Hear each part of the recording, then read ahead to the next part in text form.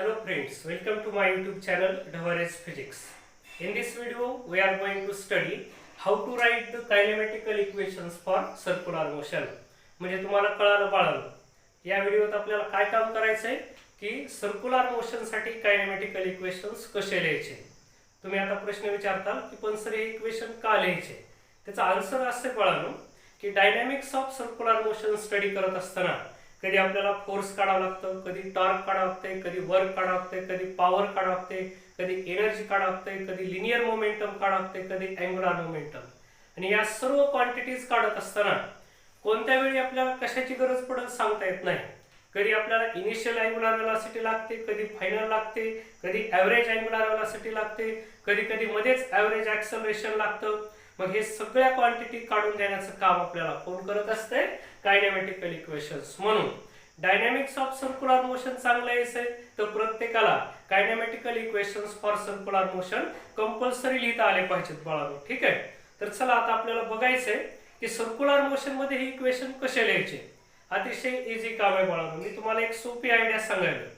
Circular motion मधले कायनेमॅटिकल equations लिहायचे असतील आधी तर तुम्हाला लिनियर मोशन मध्ये ते इक्वेशन कसे आहेत हे माहिती असायला पाहिजे आणि ती प्रत्येकाला माहिती असतंच. आणखी दुसरा एक महत्त्वाचा भाग याच्यात आपल्याला सोपं जाण्यासाठी की आपल्याला अॅनालॉगस टर्म लक्षात ठेवायच्या. लिनियर मोशन आणि सर्क्युलर मोशन ह्या दोन्हीमध्ये काय कॉमन पार्ट आहे. जसं की मी तुम्हाला सांगितले लिनियर मोशन मध्ये लिनियर डिस्प्लेसमेंट एस असते, तसा सर्क्युलर मोशन मध्ये अँग्युलर डिस्प्लेसमेंट थीटा येतो. म्हणजे तुम्हाला लक्षात ठेवायचं आहे एस बार लिनियर मोशन मध्ये असतो, सर्क्युलर मोशन मध्ये त्याची अॅनालॉगस टर्म काय घेणार तुम्ही, थीटा बार घेणार. चला पुढे आणखीन काय असतंय बघा. लिनियर मोशन मध्ये शक्यतो व्ही बार आपण काय इंडिकेट करतो, फायनल लिनियर वेलोसिटी. मग आता इथे सर्क्युलर मोशन मध्ये आपण त्याला काय वापरणार, फायनल अँग्युलर वेलोसिटी ओमेगा ने इंडिकेट करणार. म्हणजे बघा ओमेगा बार म्हटलं की फायनल अँग्युलर वेलोसिटी म्हणायचंय. बघा लिनियर मोशन मध्ये यू बारला बघा बाळांनो काय म्हणायचं आपण, इनिशियल लिनियर वेलोसिटी. त्याच्या ठिकाणी इथं आपण ओमेगा 0 बार घेणार आणि म्हणणार इनिशियल अँग्युलर वेलोसिटी. आणि शेवटची अॅनालॉगस टर्म कोणती असेल बघा, लिनियर ॲक्सेलरेशन ए बार असते लिनियर मोशन मध्ये. सर्क्युलर मोशन मध्ये त्याच्या ठिकाणी अॅनालॉगस टर्म कोणती असेल, angular acceleration which is denoted by the alpha. मग बाळांनो तुम्हाला या चार फक्त अॅनालॉगस टर्म लक्षात ठेवायच्या. ह्या चार टर्म लक्षात ठेवल्या की तुम्हाला इझिली इक्वेशन्स लिहिता येणार आहेत. कसे ते बघू आधी. पण बघण्याच्या पूर्वी लक्षात ठेवा एस दिसेल तिथं थीटा घ्यायचा आहे, व्ही असेल तिथं ओमेगा बार घ्यायचा आहे, यू असेल तिथं ओमेगा 0 बार घ्यायचा आहे आणि ए बारच्या ठिकाणी अल्फा बार घ्यायचा आहे. चला तर मग बघू आता आपण सर्क्युलर मोशन साठी कायनेमॅटिकल इक्वेशन्स कसे घ्यायचे. आठवा नीट बाळांनो, लिनियर मोशन मध्ये किती कायनेमॅटिकल इक्वेशन होते, 3 इक्वेशन होते. तर बघू आपण ते कसे लिहायचे का. मी असे 3 कॉलम करतो ज्याला इक्वेशन म्हणतो. परत आपल्याला कुठं कुठं लिहायचे आधी बघायचंय की लिनियर मोशन मध्ये ते कसं होतं आणि नंतर सांगायचं त्यांना सर्क्युलर मोशन मध्ये ते कसं असेल. सर्क्युलर मोशन किंवा त्याला आपण रोटेशनल मोशन म्हणू शकतो. मग बघा आता पहिलं कायनेमॅटिकल इक्वेशन आठवा बाळांनो. लिनियर मोशन मध्ये कसं लिहिलं होतं आपण, हे final velocity V bar is equal to initial velocity U bar plus linear acceleration A bar into T. हे आपलं फर्स्ट इक्वेशन होतं. तर मग बघा आता पाहिलेल्या अॅनालॉजी सारखं व्ही चा जोडीदार final angular velocity omega bar, you काय इंडिकेट करतंय इनिशियल. मग इथं इनिशियल अँग्युलर वेलोसिटी ओमेगा 0 बार प्लस बघा ए बार म्हणजे लिनियर ॲक्सेलरेशन, त्याचा जोडीदार अल्फा बार होता इंटू टी. हे झालं फर्स्ट कायनेमॅटिकल इक्वेशन. चला आता दुसऱ्याचा विचार करू. सेकंड कायनेमॅटिकल इक्वेशन काय देत होतं, it gives the distance covered in n second किंवा डिस्प्लेसमेंट इन n सेकंड. ते असं होतं बाळांनो काय, s इज इक्वल टू किंवा s bar is equal to u bar t plus half a bar t square. या टाइपनं आपण ते इक्वेशन लिहिलं. बघायला इथं कसं कन्वर्ट करता येईल, एस म्हणजे थीटा. आता मी थीटाला इथं बार लिहिणार कारण ते जर फायनाइट असेल तर it will be scalar quantity. मग बघा यू बारच्या ठिकाणी omega 0 bar into T plus omega 0 bar into T plus half will be as it is. याच्या ठिकाणी alpha bar into T square. हे झालं दुसरं इक्वेशन. चला आता थर्ड इक्वेशन काय होतं, ते असं होतं v square minus u square is equal to 2a bar dot s bar असं होतं. चला आता इकडे थर्ड इक्वेशन कसं लिहिता येईल, v मीन्स काय ओमेगा स्क्वेअर, u मीन्स काय omega 0 square is equal to 2a means alpha bar and s means theta bar. असे बाळांनो आपण तीन इक्वेशन्स लिहिले. आता ह्या तीन इक्वेशन सोबत आठवा तुम्ही लिनियर मोशन म्हणजे वन डायमेन्शनल मोशन स्टडी करताना आपण आणखीन एक रूल पाहिला होता ज्याला आपण nth डिस्प्लेसमेंट रूल असं म्हटलं होतं. तो काय सांगत होता, it gives the distance cover during n second. हे सांगतंय n सेकंदात किती डिस्टन्स कव्हर केलं. आणि nth डिस्प्लेसमेंट रूल बाळांनो आपल्याला सांगत होता की nव्या सेकंदात किती डिस्टन्स कव्हर केलं. फॉर एक्झाम्पल इमॅजिन करा एखादं मोशन आहे, 5 सेकंदासाठी ते मोशन मध्ये पार्टिकल आहे आणि तुम्हाला काढा वाटलं की चौथ्या सेकंदात किती डिस्टन्स कव्हर केलं, तर तुम्ही काय करता, हे वापरू शकत नाही. हे फक्त तुम्हाला सांगल 4 सेकंदात किती कव्हर केलं, चौथ्या सेकंदातलं नाही सांगणार. मग अशा वेळेस आपल्याला हा nth डिस्प्लेसमेंट रूल ज्याला आपण चौथं इक्वेशन म्हणून लक्षात ठेवणार आहे, त्याचं नाव लक्षात ठेवा nth डिस्प्लेसमेंट रूल असं म्हणतो आपण त्याला. तो कसा होता, Sn is equal to u plus काय होता तर a by 2 in bracket 2n minus 1. n काय इंडिकेट करतंय, सेकंद, कितवा सेकंद ते सांगायले. बघा मग s च्या ठिकाणी इकडे काय येईल, theta n is equal to u means काय omega 0 plus a means alpha upon 2 in bracket 2n minus 1. हे असं फोर्थ इक्वेशन झालं.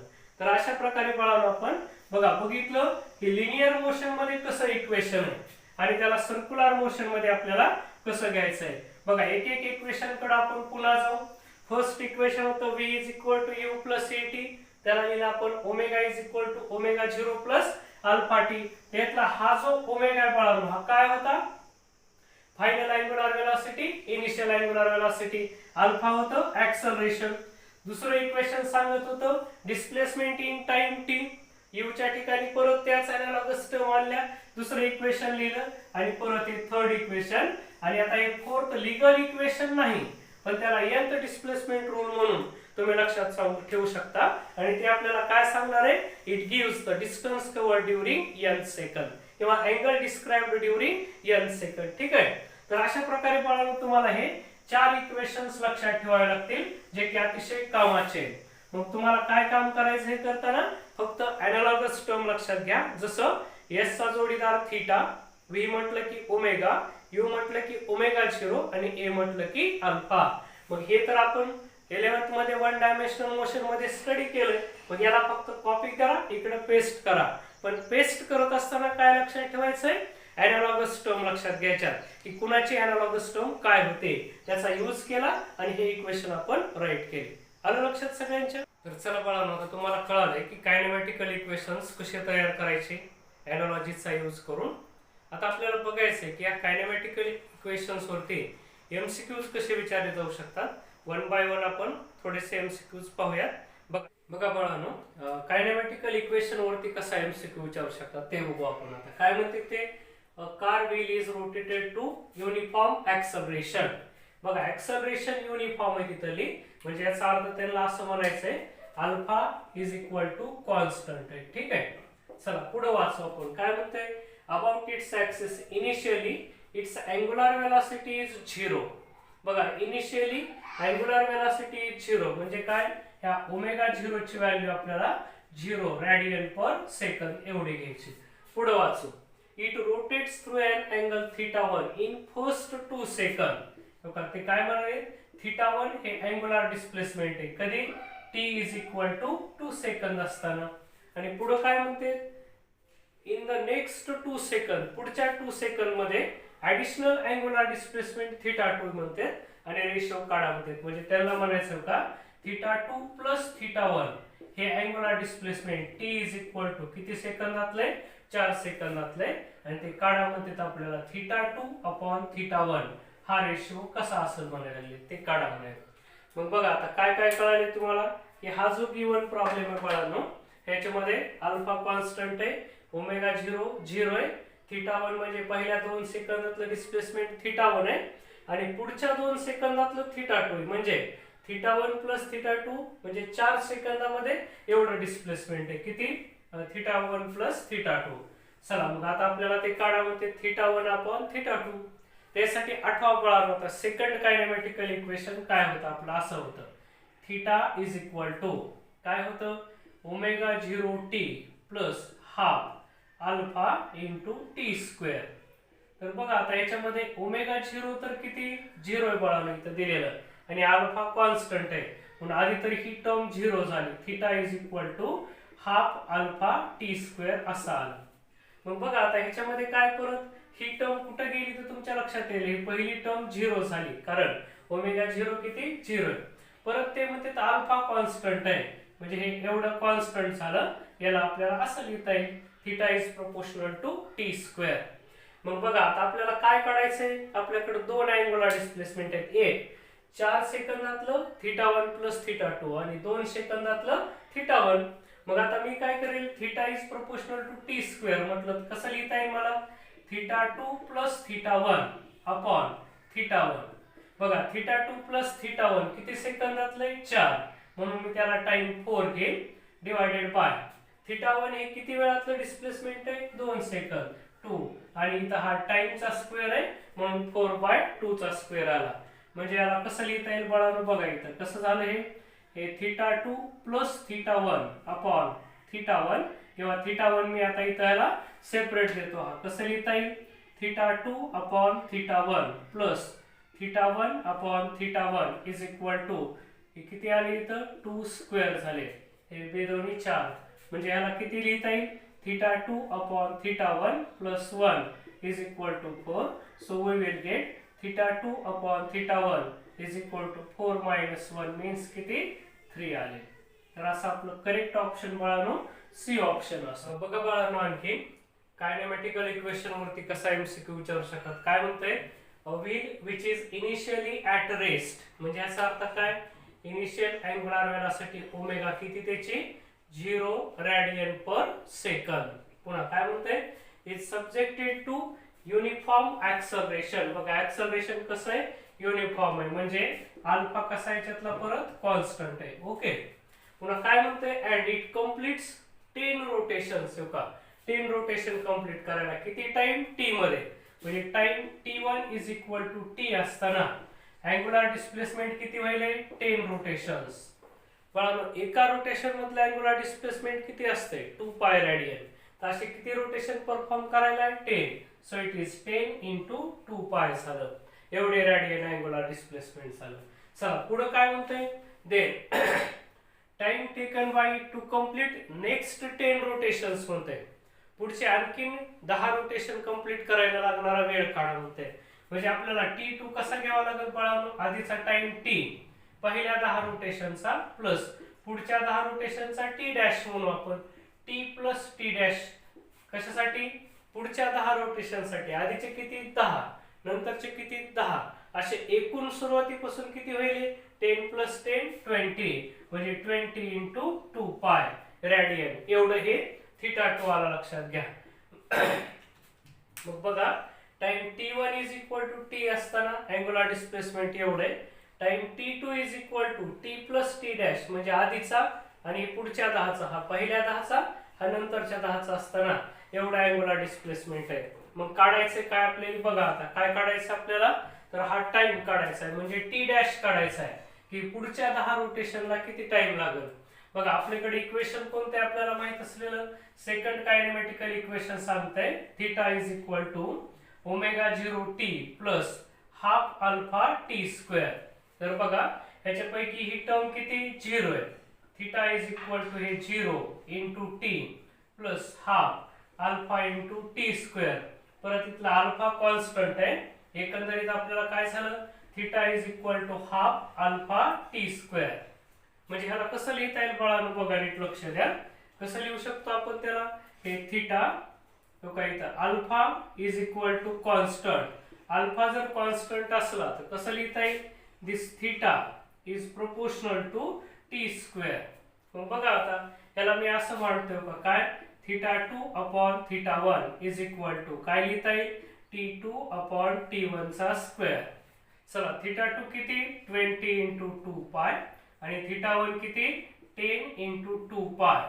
तर चला t2 किती होता t plus T dash divided bye t1 किती t एवढा आहे तर याचा स्क्वेअर झाला. चला हे 2 पाय कॅन्सल 10 टू जा 20 हे 2 is equal to t plus T dash divided by t आणि याचा स्क्वेअर असेल. चला दोन्ही साइडचं जर का आपण रूट घेतलं तर काय येणार आहे बघा. आता दोन्ही साइडचं जर आपण रूट घेतलं तर असं येईल इकडे येतील हे root 2 is equal to T plus T dash upon T. चला हे टी इकडे आले तर असेल root T is equal to T plus T dash. चला हे टी इकडे सेंड केले तर येईल root 2 T minus T equal to T dash म्हणजे T dash is equal to हे रूट 2 मायनस 1 इंटू टी. तर बघा हे असं आपलं कोणतं ऑप्शन करेक्ट आहे सी ऑप्शन करेक्ट आहे लक्षात असू द्यायचं. मग टी डॅश म्हणजे कोण आहे पुढच्या 10 रोटेशन साठी लागणारा टाइम आहे की त्याला रूट 2 मायनस 1 इंटू टी. बघा बाळांनो आणखी कायनेमॅटिकल इक्वेशन्स वरती जरा थोडासा लेवल वाढवून एमसीक्यू कसा विचारू शकतात. काय म्हणणं यायचं when ceiling fan is switched off its angular velocity reduces to 50%. बघा त्यांचं असं म्हणणं आहे सीलिंग फॅन स्विच ऑफ केला की अँग्युलर वेलोसिटी 50% न रिड्यूस होते while it makes 36 रोटेशन्स. बघा तोपर्यंत फॅन किती रोटेशन कंप्लीट करायला 36. पुन्हा काय म्हणणं त्यांचं how many more rotations will it make before coming to rest. रेस्टला येण्याच्या पूर्वी ते आणखीन किती रोटेशन पूर्ण करेल होते. Assume uniform retardation. रिटार्डेशन का म्हटलंय फॅन स्विच ऑफ केलाय निगेटिव्ह ऍक्सलरेशन आहे म्हणून त्याला रिटार्डेशन म्हटलंय. ते ऍक्सलरेशन युनिफॉर्म आहे निगेटिव्ह ऍक्सलरेशन म्हणजे रिटार्डेशन युनिफॉर्म आहे असं ते ॲज्युम करा म्हणते. ठीक आहे तर बघा आता काय म्हणते ते 50% रिड्यूस होस तर 36 रोटेशन झाले. मग रेस्टला येस तर आणखीन किती होते म्हणते ऑप्शन दिले 48 36 18 आणि 12. बघा आपण कसा प्रॉब्लेम सोडवायचा बघा. काय म्हणू आपण लेट आपण असं म्हणू ओमेगा 0 बी इनिशियल किंवा ओमेगा 1 बी इनिशियल अँग्युलर वेलोसिटी. ही सुरुवातीची अँग्युलर वेलोसिटी होती म्हणून आपण किती ओमेगा 1. तर बघा आता काय काय करायचं आपल्याला ते बघा काय म्हणू आपण बाय फर्स्ट कंडिशन. आपल्याला जी फर्स्ट कंडिशन सांगितली त्याने काय सांगितली बघा अँग्युलर वेलोसिटी रिड्यूस्ड टू 50% म्हणते. म्हणजे हे जे इक्वेशन आहे आपल्याला कसं लिहिता येईल बघा. थर्ड कायनेमॅटिकल इक्वेशन आपल्याकडे असं असतंय हे 2 अल्फा इंटू थिटा असं असतंय.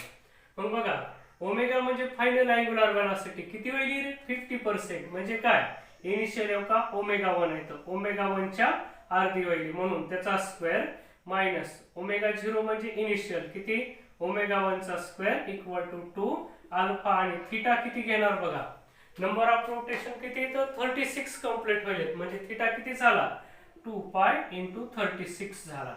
चला याला सिम्प्लिफाय केलं तर हे असे येते omega square upon 4 minus omega square is equal to 2 into 2 pi into 36 into alpha. आपल्याला इथून अल्फा माहिती करून घ्यायचा आहे. किती झाले -3/4 omega 1 square is equal to 2 into 2 pi into 36 into alpha. याच्यावरून बाळांनो आपल्याला अल्फा असा काढता येईल हा ब्रॅकेट इकडे भाग करता येईल -3/4 into omega 1 square divided by 2 into 2 pi into 36 हा ब्रॅकेट इकडला भागाकारात आला. हा आपण अल्फा माहिती करून घेतला. ठीक आहे आता हा अल्फा आपल्याला पुढे यूज करायचा बाळांनो सेकंड कंडिशन मध्ये. बघा आता मी काय घेतो बाय सेकंड कंडिशन. दुसऱ्या कंडिशन काय म्हणता येईल बघा तेच इक्वेशन पुन्हा वापरतो मी is equal to 2 alpha into theta असं इक्वेशन आलं. आता फक्त प्रश्न आहे की इथं ओमेगा म्हणजे फायनल अँग्युलर वेलोसिटी किती घ्यायची आणि ओमेगा 0 किती घ्यायची. फायनल तर किती बघा एका रेस्टला यायला शेवटी बिफोर कमिंग टू रेस्ट म्हणतंय. रेस्टला यायला म्हणजे फायनलची इथे या सेकंड कंडिशन मध्ये किती घ्यायची 0 स्क्वेअर मायनस बघा ओमेगा 0 म्हणजे इनिशियल किती घेतली आपण ओमेगा 1 होती तर हा ओमेगा 1 चा square is equal to 2 into alpha म्हणजे काहीतरी अल्फाची मी व्हॅल्यू पुट करतो कशी होती -3/4 into omega 1 square divided by 2 into 2 pi into 36 असं होतं हे. चला याला सिम्प्लिफाय जर केलं तर काय मायनस मायनस साइन गेली, ओमेगा 1 स्क्वेअर कॅन्सल, इकडे काय राहिले 1 इज इक्वल टू हे 2 सुद्धा कॅन्सल झाले, काय काय राहिले 3/4 आणि इथला हा थीटा वरचा राहिला होता याचा हा थीटा मी इथे घेऊन टाकला. बरं चला बघा काय झाले 3/4 into theta upon 2 pi into 36. याच्यावरून थीटा जर काढायचं झालं तर कसा येईल काय इथे 12 येते, 12 3 जा 36 म्हणून 12 आले. So 1 is equal to theta upon 12 into 4 म्हणजे 48 इंटू 2 पाय implies that theta is equal to 48 into 2 पाय. म्हणजे बघा इथं मग नंबर ऑफ रोटेशन्स थीटा कितीचा मल्टिपल आला 2 पाय मल्टिपल ऑफ 48, म्हणजे इथे हे नंबर ऑफ रोटेशन्स n2 सांगायला लागले. म्हणजे थांबेपर्यंत बघा त्यानं किती कंप्लीट केले रे n2 इज इक्वल टू 48 आहे आणि आपला इथं आधीच दिलेला n1 नंबर ऑफ रोटेशन्स किती होते 36 होते. तर बघा आता मग थांबेपर्यंत म्हणजे 36 पासून पुढे किती रोटेशन्स केले किती येईल n2 मायनस n1, n2 किती 48 मायनस n1 आहे 36 म्हणजे किती आले 12 आले. म्हणून आपले 12 म्हणजे डी ऑप्शन करेक्ट असायला पाहिजे. ठीक आहे. तर मग बघा एकच इक्वेशन आपण दोनदा वापरलं, फक्त इनिशियल अँग्युलर वेलोसिटी आणि फायनल अँग्युलर वेलोसिटी बाळांनो आपल्याला नीट घ्यायची. ठीक आहे. तर असे कायनेमॅटिकल इक्वेशन्स वरचे डिफरंट एमसीक्यूज असू शकतात बाळांनो. मी जी तुम्हाला खास करून आपल्या क्लासच्या विद्यार्थ्यांसाठी बोलतोय आता, मी जी तुम्हाला पीडीएफ केली बाळांनो त्याच्यातले 367 ते 387 हे जे न्यूमेरिकल्स आहेत ते तुम्हाला आजचं होमवर्क म्हणून काम करायचं, लक्षात असू द्यायचं. आज मी काय घेतलं तुम्हाला कायनेमॅटिकल इक्वेशन्स आणि त्याच्यावरचे प्रॉब्लेम.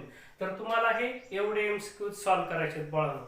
मी काल तुम्हाला पीडीएफ टाकलेली काल परवा, त्यातले 367 ते 387 एवढे एमसीक्यूज प्रत्येकाला सॉल्व्ह करायचे. ठीक आहे. अडचण आली तर मला पाठवा व्हॉट्सअप वरती, मी तुम्हाला सोल्युशन पाठवेल. ठीक आहे. तर आजच्या व्हिडिओमध्ये एवढंच बाळांनो. आज आपण पाहिलं सर्क्युलर मोशन मध्ये कायनेमॅटिकल इक्वेशन्स कसे असतात आणि त्यांचा यूज कसा करायचा ते. ठीक आहे.